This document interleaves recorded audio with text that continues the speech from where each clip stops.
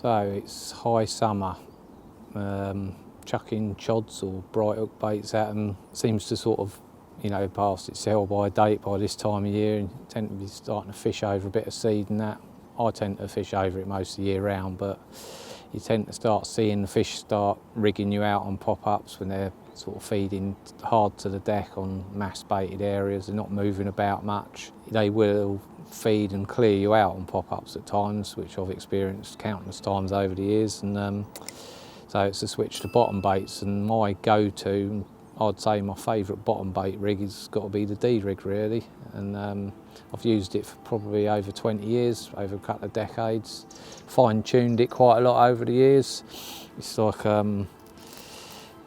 it's fairly simple really. It's like a straight chod rig.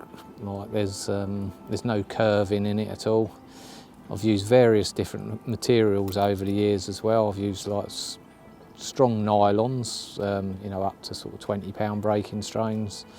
I've used fluorocarbons up to 30-pound breaking strain. And I've actually worked out through observations that the best way to, or my favourite way to use it is stiff. I mean, some people question as to if a fish approaches from the back, will it still be able to pick it up? I tend not to let that thought enter my head because it works for me. The reason I like to use it stiff is, one, it makes it hard for the fish to eject once it's in their mouth. And the other one is I don't use wafters that often. When I use a bottom bait, I like it to be hard on the deck, and with the stiffer material, when the lead hits the deck and the hook bait settles, it will push it away. And say like using 25-pound stiffy hook link here, that's strong enough or stiff enough to push, say, up to a 20mm bottom bait away from the lead. If I was using softer with a heavier bait, a non-wafter or balanced bait, the risk you get with a softer one is that happening and it curving over the top of your bait. Obviously, if you're casting it out in the lake, you don't know that, but there's one way of telling when you wind in, is cut the hook bait off and hold it up, and you'll see there's actually a curve set in your hook link where it's been out there not fishing properly all night or however long you've left it out there. So personally, I prefer material-wise stiffer the better. Hook-wise, fairly large hook, size 5 I like, chod hooks. The Apex chod hooks is what's on here at the moment, strong. It's got a decent size eye on it, so if you like to use a no-knot, I don't myself, but if you use one, you can still get the filament through the eye 3 times. I only need to go through it twice because I use a whipping knot when I tie it up. But yeah, that's a strong old hook on there with a decent size eye. Use a fairly small D on it, quite tight to the back of the eye there, and I'll make sure that's dead straight.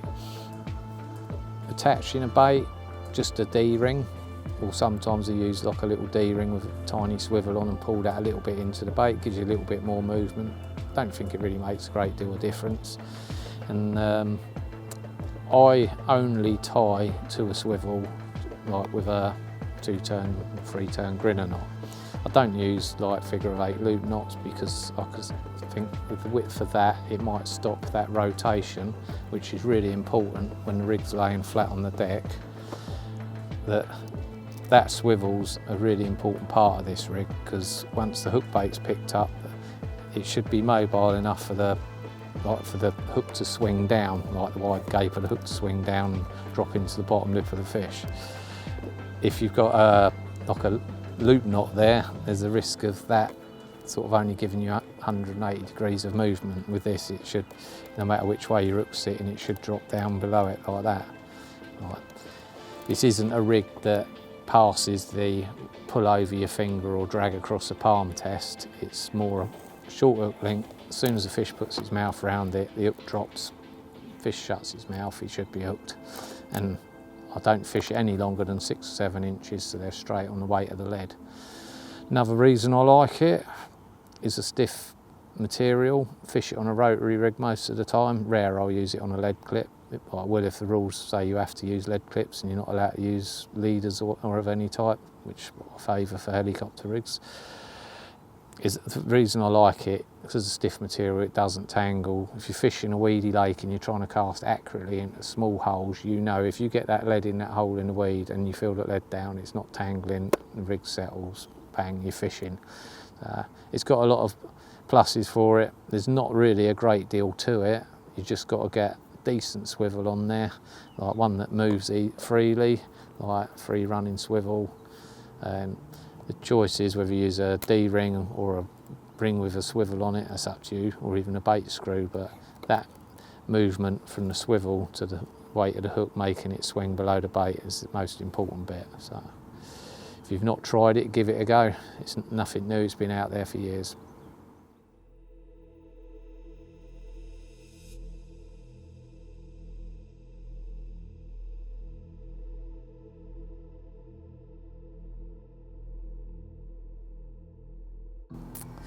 Right, let's tie one up then. I've got all the bits and bobs out ready. First off, got the hook link material, stiffy, 25 pounds I mentioned. And next up is the flexi ring swivel, size 11. Obviously take one of these from the pack. Take it from the pack, make sure it's all rotating and working okay. So like I say, it massively helps the mechanics of the rig. Now, I tie the swivel on first. We go through the eye of the swivel, not the flexi ring itself. That goes around the lead core. Just unravel the spool a bit. Let's do a quick, for a 3-turn grinner knot. So 1, 2, 3. So pull that knot together or push it together up the thing. Never pull a knot tight through the swivel up, because it can burr the line, hook link material, whatever. I tend to push knots shut like that. So that's right up there, up to it. Let's give it a tweak, tighten it up. Trim the tag end off as tight as I dare. Last thing you want is a big tag end stuck out, because that can affect the rotation from the weight of the hook spinning when the fish picks it up. Then, now we've tied that to the swivel, we give ourselves about probably 10 to 12 inches, gives us enough to tie the hook on with. Don't worry about that being all buckled up, we can sort that out once we tied it. It's size 5 apex chod hook with any hook. Take it out of the packet, give it a quick check, just touch your nail gently with it. Normally better to touch at the base of your nail where it's softer, the end of your nail's a bit harder because it's older. So, right, there's the hook. We go through the front of the eye, if I can see that. If not, I'll have to put my glasses on. And we pull that up towards the swivel, so it's probably about 4 to 5 inches off the swivel, which seems quite short. But the way I tie this whipping knot, you'll see why, sort of set the distance. So we make a loop, and I hold that like that, so the gape of the hook's down, I've got the loop up, and then I'll just simply whip round, say, once, twice, 3, 4, 5 times. You can do it more if you like. I tend to favour between 5 and 7. And quick shift of the fingers. So we've got a loop there, just wrap round down towards the eye. We come back through the loop that we initially made. And that's the knot together, just got to pull it tight. Always wet your knot. Now hold that down at a bit of an angle. I don't pull it like that because I don't want to burn all that. So just pull that top loop tight like that. And that's the knot together. That's come out fairly short, but I'll use them that short as well. Could set it a little bit longer, but there you go, that's that together. Now we make the D.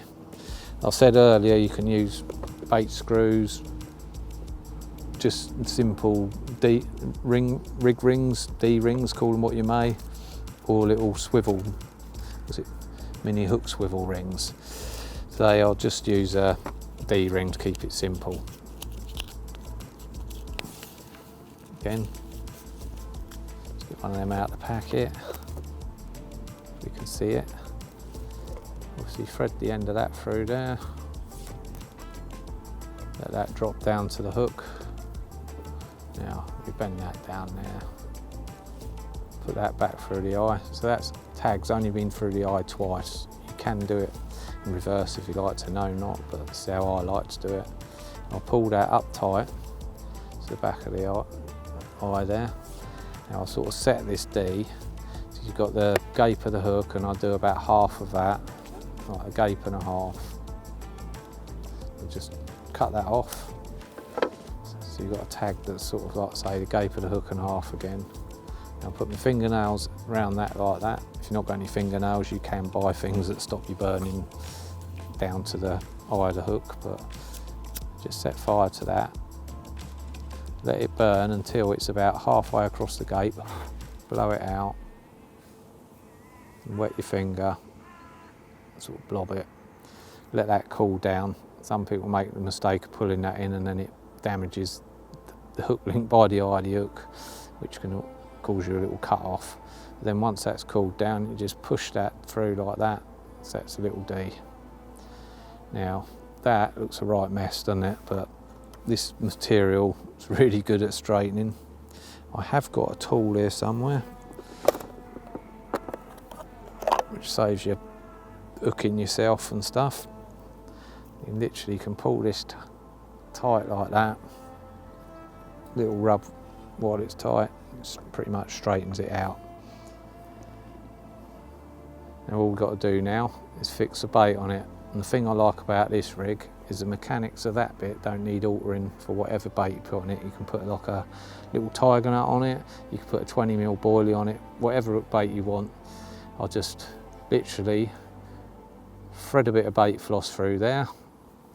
So you've got two tag ends, have whatever bait you want on your baiting needle, hook them up, pull them on, you get the two little loops, just burn them down and blob them, simple as that.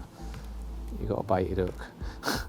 And that really is about it. Just put that on your lead core leader. That is as quick as it is to tie a D-rig, simple D-rig. It's caught me a lot of good fish, that has.